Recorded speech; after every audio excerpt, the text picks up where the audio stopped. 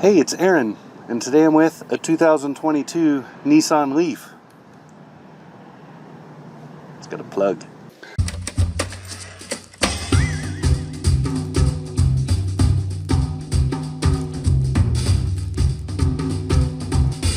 The Nissan Leaf first entered the market in 2011 as the first truly mass-produced electric vehicle since the early part of the 20th century.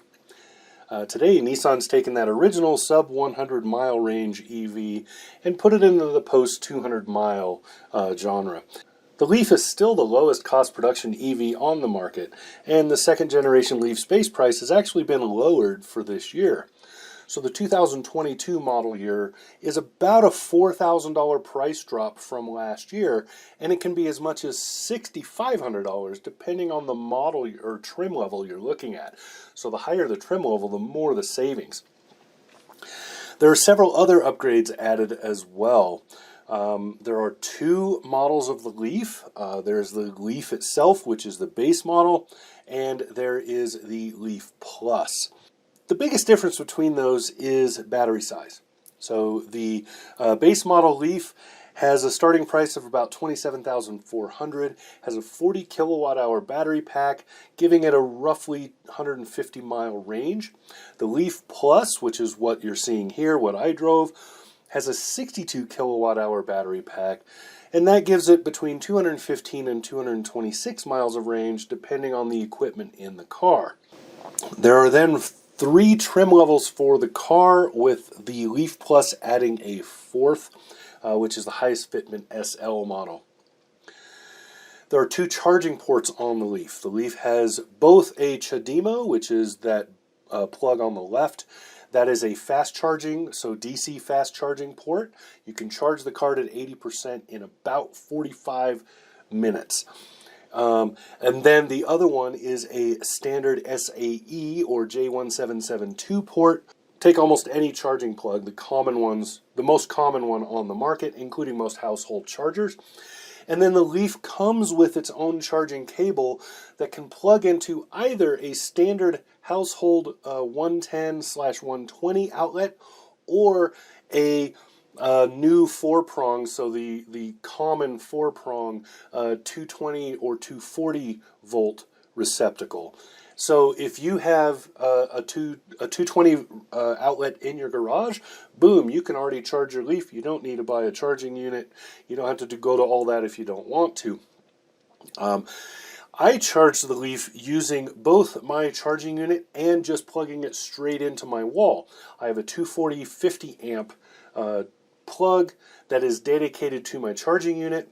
My charging unit can charge this car from 30% in roughly 8 hours, and that is drawing a full nearly 42 amps of power, which is impressive and good. Most electric cars will pull the maximum amount you can give them, and the maximum I can give is 42 amps. The 120 volt plug, when I plugged it into that, it would pull about 14 amps, and it will take a long time to charge this car that way, but it is an option if you have to use it. And again, it comes with a cable that plugs both ways. That's beautiful. For efficiency, I took the Leaf out on the highway and did a highway loop, and I did the math where I top it off from the plug, and then I drive it out, and I do about 41 miles, it's not quite 42 sometimes, of a highway loop, depending on how I enter and exit that highway.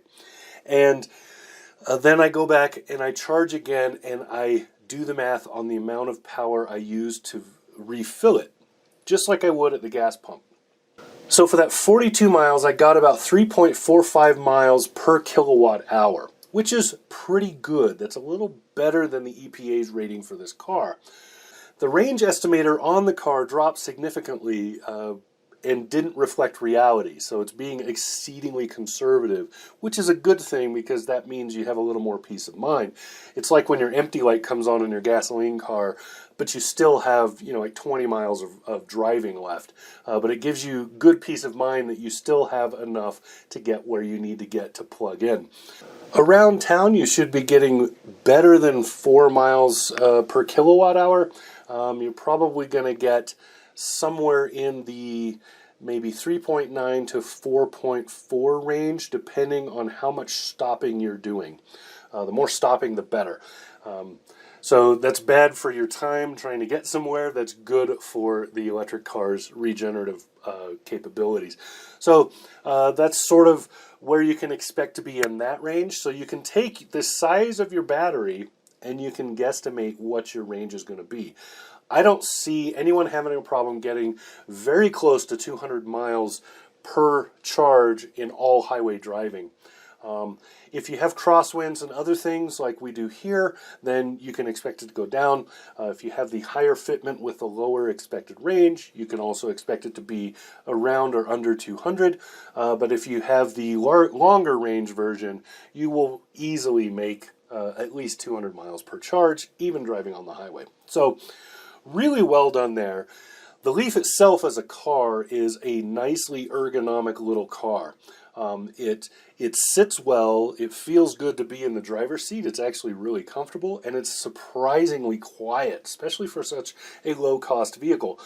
It's luxury level in terms of its interior quietness, even on the highway.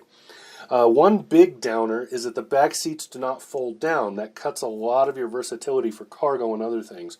But at the same time, it has a very large cargo area. So even being a compact car, it has a good-sized cargo area back there. I got a lot of stuff in there. And so there are some high points to this car, the biggest high point being that it is by far the cheapest car you can buy in the U.S. that is fully electric. And it's close to the cheapest car you could buy in the U.S., period. There aren't very many cars that are lower cost than this one, especially that have this kind of refinement. So kudos to Nissan. The Leaf is still the people's EV, and I really, really enjoyed this car. So that's it. That's the 2022 Nissan Leaf. Surprisingly great electric car. Talk to you again soon. Subscribe.